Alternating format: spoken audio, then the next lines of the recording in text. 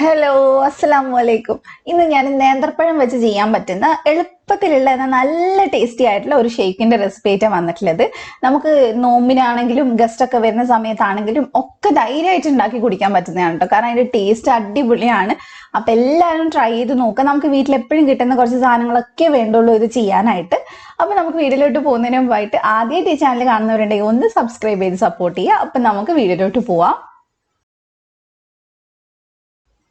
അപ്പൊ ഇത് ഉണ്ടാക്കാനായിട്ട് ആദ്യം തന്നെ നമുക്ക് മിക്സിയിൽ ഒരു നേന്ത്രപ്പഴം ചേർത്ത് കൊടുക്കുക. നല്ല പഴുത്ത നേന്ത്രപ്പഴം എടുക്കാൻ നോക്കുക. പഴുപ്പ് കുറഞ്ഞതാണെങ്കിൽ ഒരു കറച്ചൊവ ഉണ്ടാവും.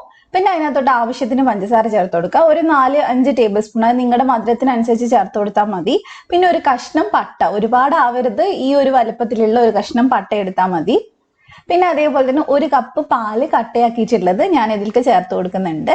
നമുക്ക് പെട്ടെന്ന് ഉണ്ടാക്കിയെടുക്കാൻ പറ്റുന്നതാണ് കേട്ടോ, ഒരു മെനക്കെടും ഇല്ല ചെയ്യാനായിട്ട്.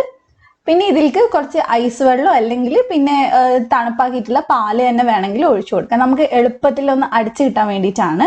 അപ്പൊ ഞാൻ പഞ്ചസാര ഇത്രയും കൂടി ചേർത്തിട്ടുണ്ടായിരുന്നു കേട്ടോ. പിന്നെ നമ്മൾ ചേർക്കുന്നത് ഹോർലിക്സ് ആണ്. അത് ഒരു 5 രൂപേന്റെ പാക്കറ്റ് ഞാൻ ചേർക്കുന്നുണ്ട്. ഏകദേശം ഒരു 1.5 ടേബിൾ സ്പൂൺ ഉണ്ടാവും. പകരം നിങ്ങൾക്ക് ബൂസ്റ്റ് വെച്ചിട്ട് ചെയ്യാം. പക്ഷെ ഹോർലിക്സ് വെച്ചിട്ട് ഈ ഒരു കോമ്പിനേഷൻ ഒന്ന് ചെയ്യുമ്പോൾ നിങ്ങൾക്ക് കുറച്ചും കൂടി ഇഷ്ടമാവും ബൂസ്റ്റിനേക്കാളും. അപ്പൊ ഇതുപോലെ ഒന്ന് എല്ലാവരും ട്രൈ ചെയ്ത് നോക്കട്ടെ. നന്നായിട്ട് അടിച്ചിട്ട് നമുക്ക് അപ്പം തന്നെ ഇത് സെർവ് ചെയ്യാവുന്നതാണ്. അപ്പൊ നോമ്പൊക്കെ അല്ലേ വരുന്നത്, പെട്ടെന്ന് തന്നെ ട്രൈ ചെയ്തിട്ട് ഫീഡ്ബാക്ക് പറയാം. അതിനുശേഷം നോമ്പിനോട് ഒന്ന് ട്രൈ ചെയ്ത് നോക്കുക. അപ്പൊ നിങ്ങൾക്ക് റെസിപ്പി ഇഷ്ടമായിട്ടുണ്ടെങ്കിൽ വീഡിയോ ലൈക്ക് ചെയ്തിട്ട് ഫ്രണ്ട്സിനൊക്കെ ഒന്ന് ഷെയർ ചെയ്ത് കൊടുക്കുക. അതുപോലെ തന്നെ ചാനൽ സബ്സ്ക്രൈബ് ചെയ്യാത്തവരുണ്ടെങ്കിൽ ഒന്ന് സബ്സ്ക്രൈബ് ചെയ്യുക. എന്നും വീഡിയോസ് കിട്ടാനായിട്ട് അതിന്റെ തൊട്ടടുത്തുള്ള ബെല്ലൂടെ ക്ലിക്ക് ചെയ്യുക. അപ്പം മറ്റൊരു അടിപൊളി ഇഫ്താർ റെസിപ്പി ആയിട്ട് ഇൻഷാ അല്ലാഹ് നമുക്ക് വീണ്ടും കാണാം. Thank you for watching.